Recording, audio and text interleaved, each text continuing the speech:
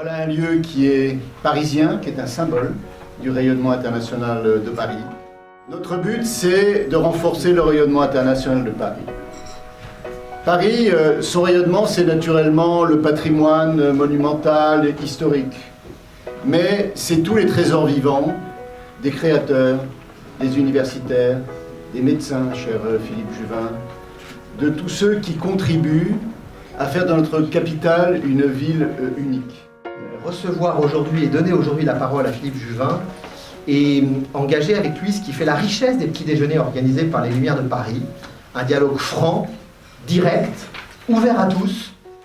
Bien, mesdames et messieurs, merci tout d'abord de votre invitation dans ce lieu effectivement prestigieux et extrêmement emblématique de Paris. Qui ne le connaît pas quand on évoque Paris? Je lisais récemment un livre relatant Paris pendant la Grande Guerre et évidemment aussi au Fouquet. Eh bien, il y avait des événements et Paris vivait, le cœur de Paris vivait et battait ici.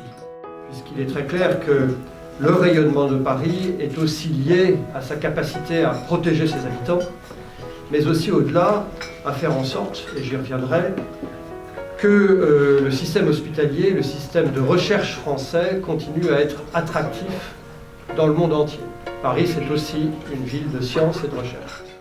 Nous avons dû confiner pour une seule raison, c'est que notre système de santé était submergé. Alors, certes, nous n'avions pas de masques, certes, nous n'avions pas de tests, certes, il nous manquait un nombre très important d'impedimenta, mais nous avions essentiellement peu de lits d'hospitalisation et peu de lits de réanimation. Comment soigne-t-on les gens? Avec des capacités hospitalières. Si vous n'avez pas de capacité hospitalière, eh bien vous devez enfermer les gens pour qu'ils s'infectent le moins possible. En fait, nous avons tenu comme une économie de guerre, une économie qui fait des choix. Il y a des gens qui auraient dû être diagnostiqués de cancer au mois de mars, avril, mai, et qui n'ont pas été. 50%.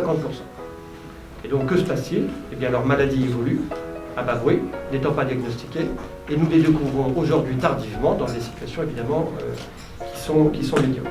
Et donc, quand on vous dit on a tenu, c'est au prix de cette morbidité, et voire de cette mortalité. De la logistique, on a parlé des masques, des tests, etc. Crise des structures, je viens de vous en parler. Crise de la confiance aussi. Un des sujets, c'est que les Français, et les Parisiens particulièrement, sont prêts à subir toutes les épreuves à condition qu'ils croient et qu'ils trouvent un sens. Quelles leçons peut-on en tirer? Je crois d'abord que dans les zones denses comme Paris, la région parisienne, il faut avoir une réflexion d'abord sur notre mode de vie. L'hyperdensité conduit au développement d'épidémies, mais aussi à l'amplification de phénomènes qui sont des phénomènes d'accidents. Deuxième observation, notre appareil de soins. La moindre difficulté l'embolise et le met dans une situation de blocage. Nous devons nous redonner de l'oxygène. Et là se pose un problème plus général, qui est celui de la capacité du pays à se payer de tels outils.